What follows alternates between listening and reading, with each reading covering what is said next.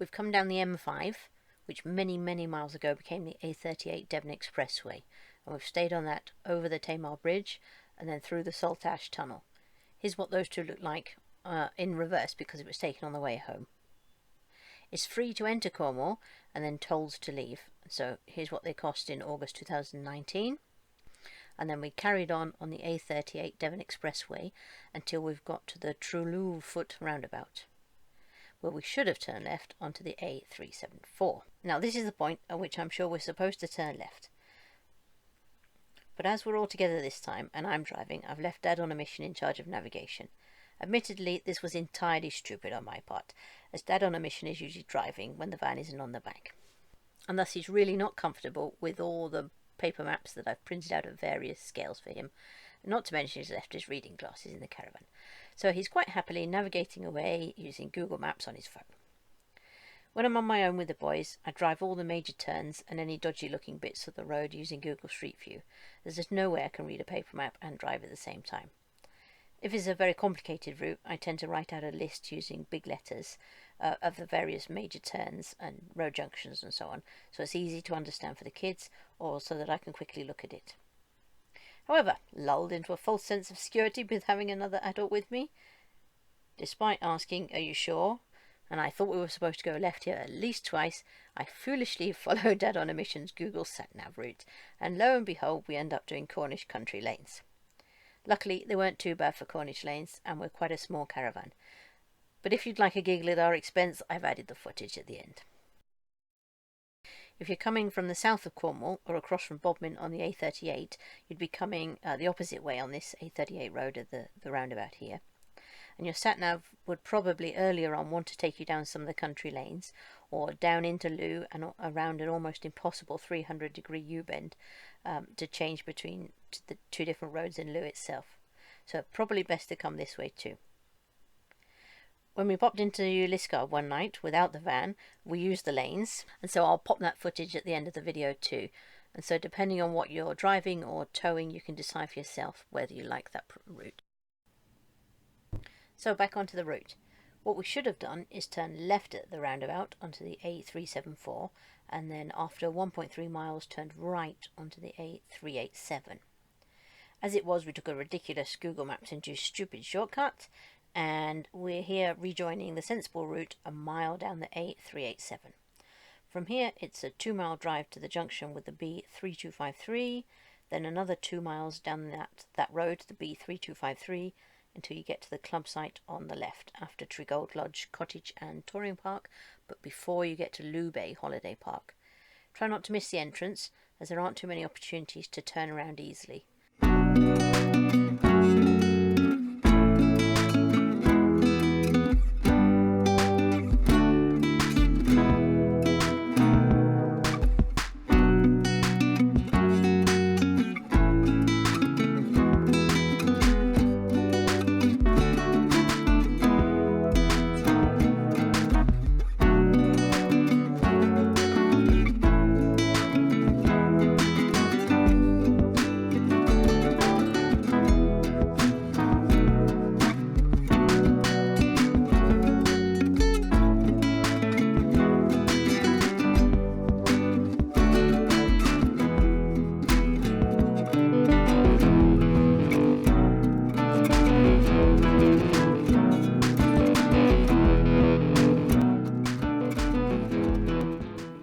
So here we are approaching the B3253, but really unusually the A387 that we're on actually becomes the B3253, whereas anyone wanting to stay on that road, the A387, actually has to turn right here.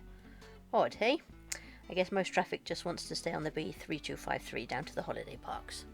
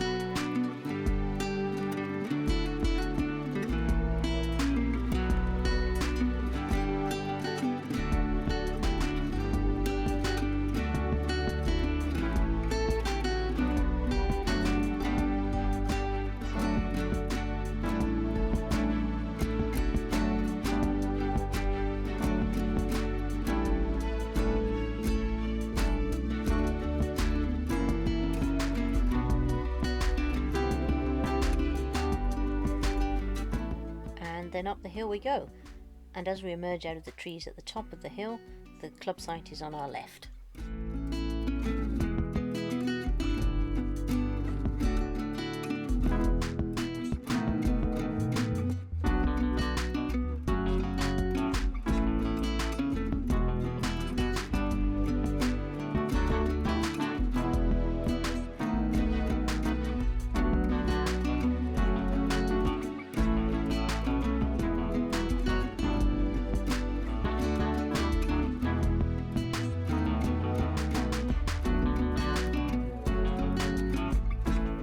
So here we are, we're pitched up on pitch number 12.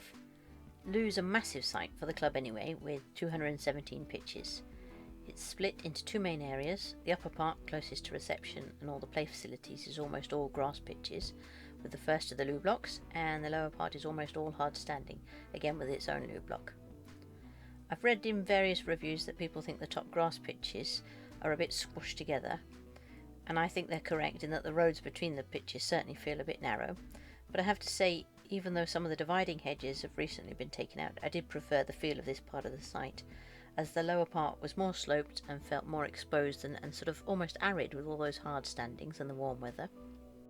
I imagine though that this part is a bit more peaceful, as the other guests don't have to walk past you to get to the pool or the other play facilities. The site is quite sloped, so if you have mobility challenges you might find moving around without a vehicle more challenging than usual. And those slopes were too much for temptation for lots of kids on scooters who like to practice their drifting skills coming down the hill. Someone has noted in the reviews online that the service pitches overlook the large and potentially very noisy play facilities, so if you do have kids to keep an eye on, then go for it, but if being pitched up opposite the play area is your idea of hell, then you've been warned. I suspect this site used to be a commercial one before the club took it over, and thus there's a pool, a basketball court, a tennis court, mini golf, and the usual play area. You can collect the tennis rackets and golf putters from reception. When we were there though, no basketballs were supplied. So kids and non-swimmers must be supervised by the pool, but it's only 1.2 metres deep throughout. When it's busy, like on bank holidays in the school holidays, the club operates a wristband system. So you get up to an hour, I think, swimming, but you might have to wait to get in. In these circumstances, there's a member of staff on duty, but they're just there to manage the place and not there as a lifeguard. And there is loads of patio table seating and some beds around, so it's really quite pleasant. Food vans visit the site regularly, so you can get takeaway pizza or fish and chips if you want without having to leave the site.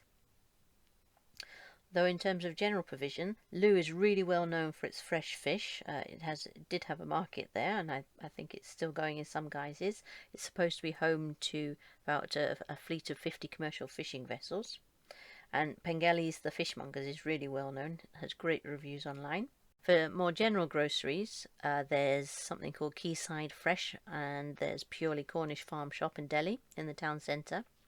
Quayside Fresh having the largest selection of fruit and veg, and also a butchery inside.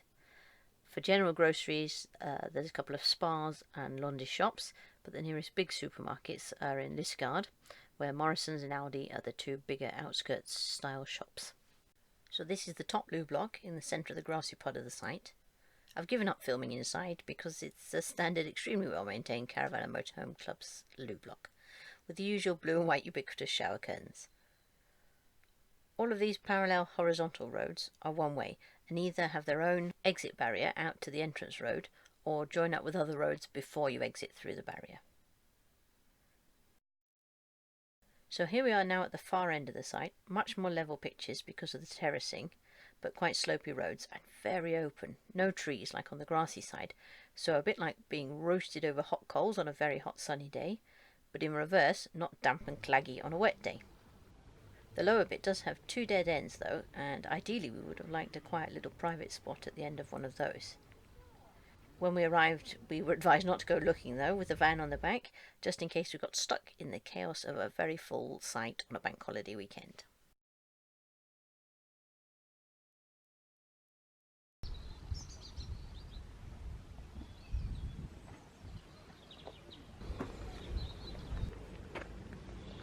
So lastly, I thought I'd try something new.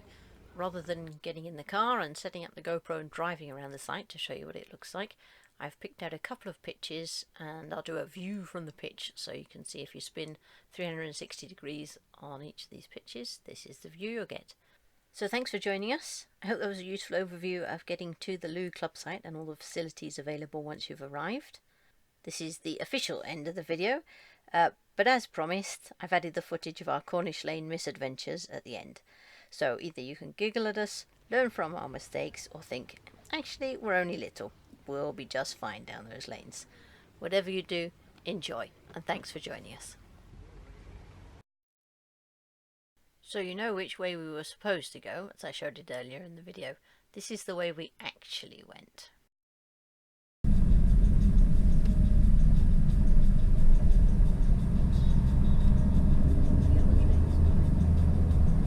This one? That's what it says. Okay.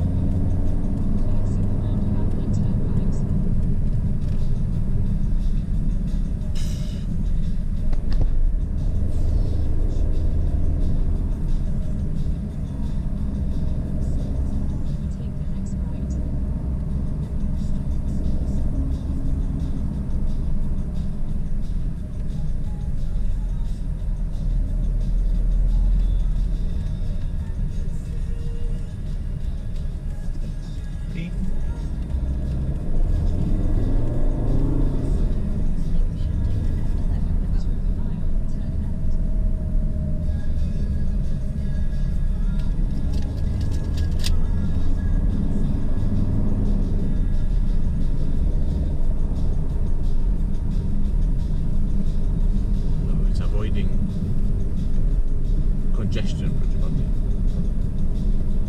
But he didn't tell me that.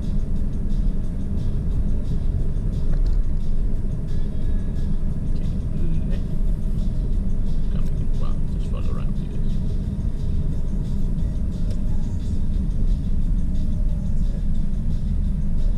No, we just left.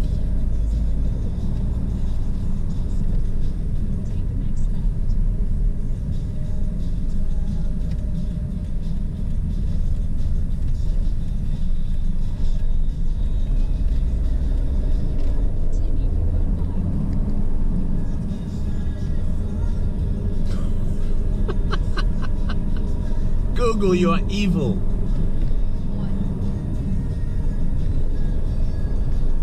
Well, that's why I did a printout, high definition, several pages of maps.